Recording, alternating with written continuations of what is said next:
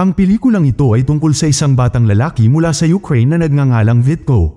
Pangarap ni Vitko na maging piloto tulad ng kanyang ama na pumanaw, ngunit natatakot siya dahil sa nangyari noong bata pa siya. Si Vitko at ang kanyang ama ay nagkaroon ng isang aksidente sa sasakyan na nahulog mula sa isang tulay at nakalulungkot ang kanyang ama ay hindi nakaligtas. Simula noon, natatakot na si Vitko sa matataas na lugar. Isang araw, inanyayahan si Vitko ng kanyang mga kaibigan na umakyat sa isang burol upang manood ng isang espesyal na solar eclipse na nangyayari lamang ng isang beses bawat 100 taon. Ayaw sumama ni Vitko dahil natatakot siyang umakyat. Pinasigla siya ng kanyang ina, sinabi na ito ay once in a lifetime na karanasan lamang. Matapos mag-isip sandali, nagpasya si Vitko na sumama sa kanyang mga kaibigan. Sa paglalakad, sinubukan niyang manatiling kalmado kahit alam niyang kailangan nilang umakyat sa isang mataas na burol. Nang makarating sila sa isang suspension bridge, labis na natakot si Vitko at pinagtawanan siya ng kanyang mga kaibigan. Dahil sa sama ng loob, nagpasya si Vitko na maglakad mag-isa. Sa oras na yun, ang kanyang malapit na kaibigan, si Vivchik, ay nanatili sa kanya at patuloy na sinusubukang paginhawahin siya. Pagkaraan ng ilang sandali, nang magsimula ang hybrid solar eclipse, may nangyaring hindi inaasahang malapit sa bangin kung saan nakatayo sina Vitko at Vivchik. Pagkatapos, isang lindol ang yuminig sa lupa dahilan para muntik nang mahulog si Vivchik sa bangin. Samantalang biglang hinila si Vitko sa isang kakaibang portal na bumungad sa mga bato sa likuran niya. Ang portal na ito ay isa palang time portal at dinala siya nito sa nakaraan hanggang sa taong 1120 AD, noong panahon na ang mga Koman ay nakikipaglaban sa mga Ruso. Ang mga Koman ay mga nomad mula sa Central Asia at Turkey na naninirahan sa paligid ng Black Sea at ng Volga River. Mayroon silang malakas na hukbo na naging banta sa mga mamamayang Ruso. Sa oras na yun, si Vitko, na hindi na malaya na naglakbay siya pabalik sa nakaraan, ay nagulat nang makita niya ang isang lalaki na nakasuot ng sinaunang pananamit na inaatake ng isang grupo ng mga hukbo ng Koman. Ang lalaki ay si Oleshko, isang maalamat na bayani mula sa Russia. Pinagmasdan ni Vitko si Oleshko na buong tapang na nakipaglaban sa mga sundalong Koman na pinamumunuan ni General Andak, ngunit dahil napakarami ng mga sundalo, kalaunan ay nadaig si Oleshko at hindi na makagalaw. Nang papatayin na ng mga sundalong Koman si Oleshko, hindi sinasadyang gumawa ng ingay si Vitko na nakagambala sa kanila. Sinamantala ang kaguluhang ito, mabilis na nakatakas si Oleshko sa pamamagitan ng pagsakay sa kanyang kabayo at sumama kay Vitko. Matapos makatakas sina Vitko at Oleshko mula sa mga sumasalakay na sundalo, natagpuan nila ang kanilang mga sarili sa Rema Fortress kung saan nakilala nila ang iba pang mandirigmang Ruso tulad ni Debrainya at Ilya na mga sikat na bayani rin tulad ni Oleshko. Nagulat ang mga tao sa kuta sa hitsura ni Vitko dahil ibang-iba sa kanila ang pananamit at paraan ng pananalita nito. Ang isa sa mga matatanda, si Ovsi, ay naisip na si Vitko ay maaaring isang espiya ng kaaway kaya't siya ay inilagay sa bilangguan ng ilang sandali. Habang nasa bilangguan, napagtanto ni Vitko na kahit papaano ay naglakbay siya pabalik sa nakaraan.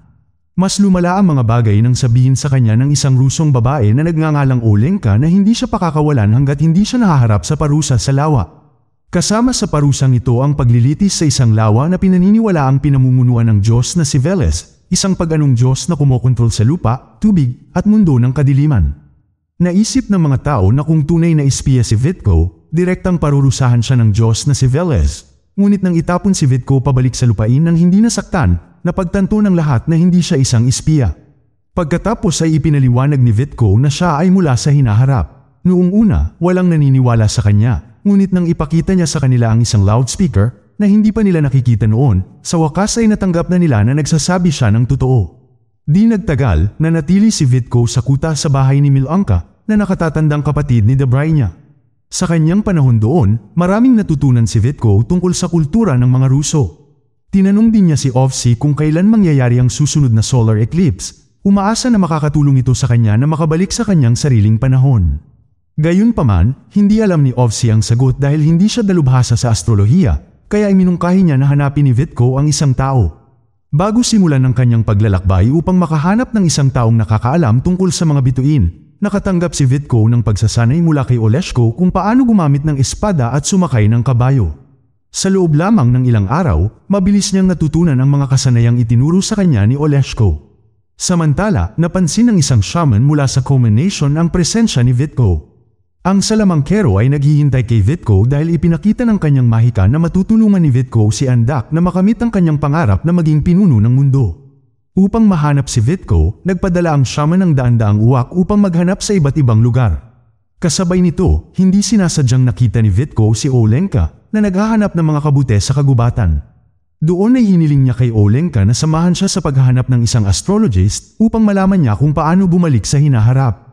Nang marinig yun, pumayag si Olenka at nagsimula silang maglakbay patungo sa isang mataas na bangin na ikinatakot ni Vitko. Gayunpaman, sinubukan ni Vitko na pagtagumpayan ang kanyang takot at nang makarating sila sa gilid ng bangin, naramdaman ni Vitko na pumasok siya sa ibang mundo.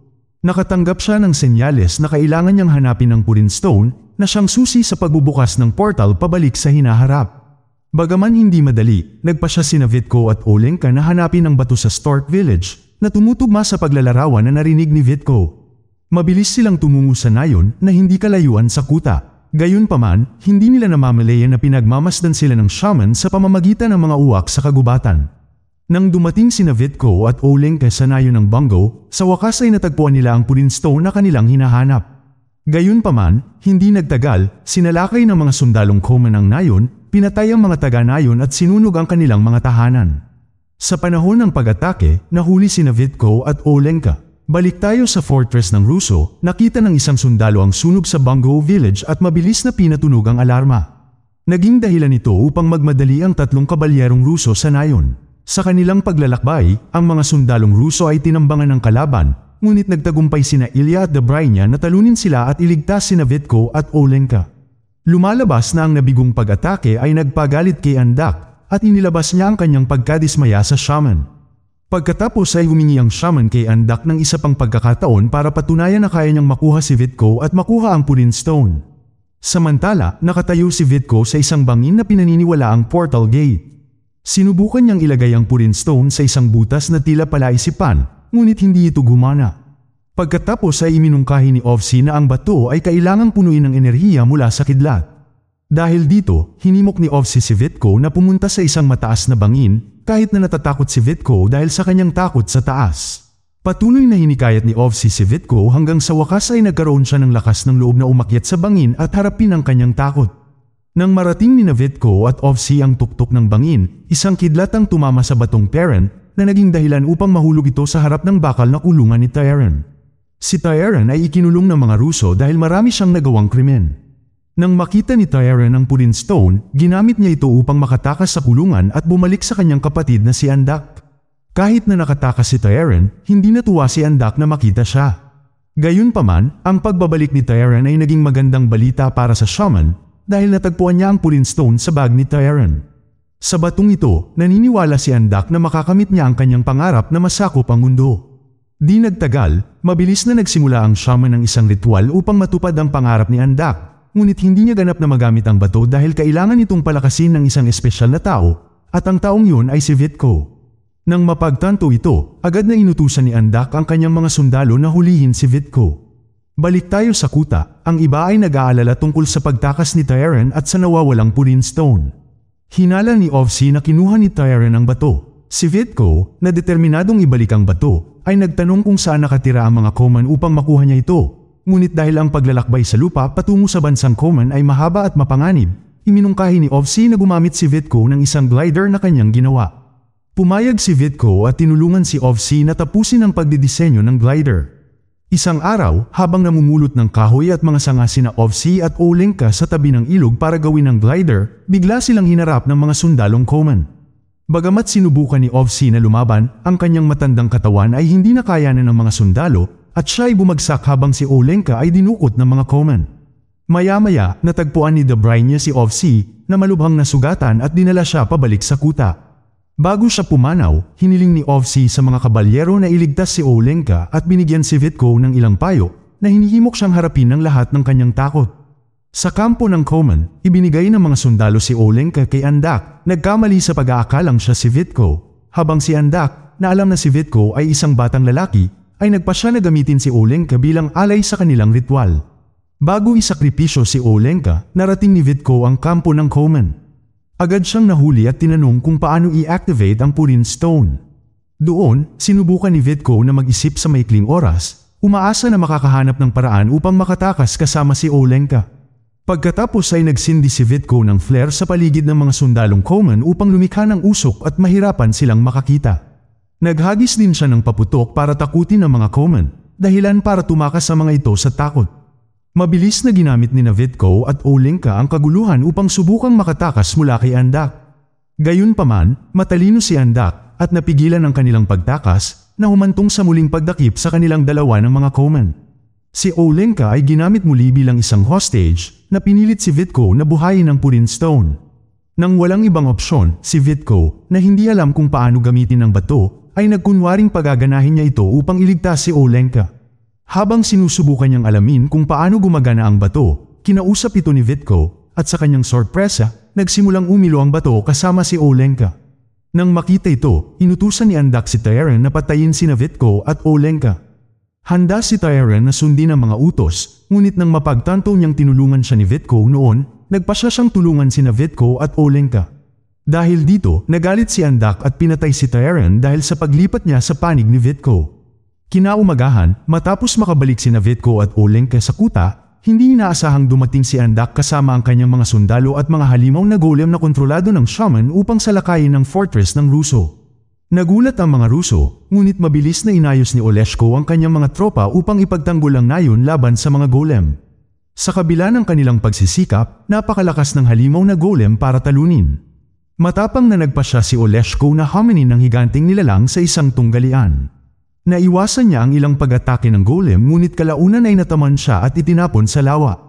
Sinundan siya ng golem sa tubig na nag-alala sa iba pang mga kabalyero tungkol sa kaligtasan ni Oleshko, ngunit si Oleshko, na buhay pa, ay ginamit ang lahat ng kanyang lakas upang ipagpatuloy ang pakikipaglaban sa golem na mahirap talunin.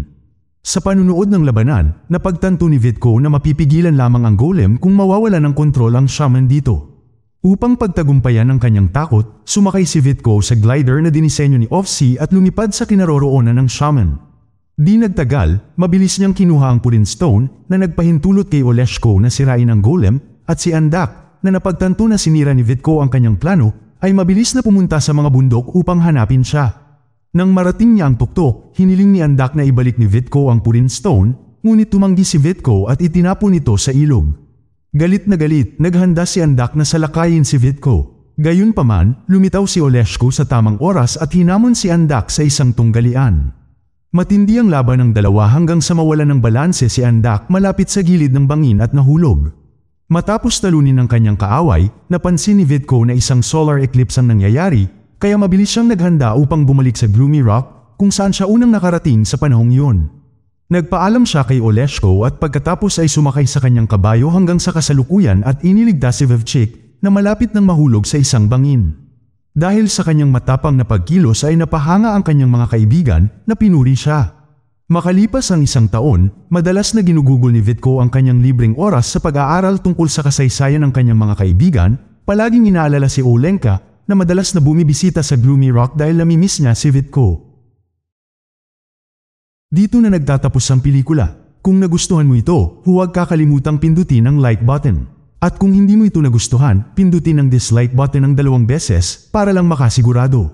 And as always, thank you for watching.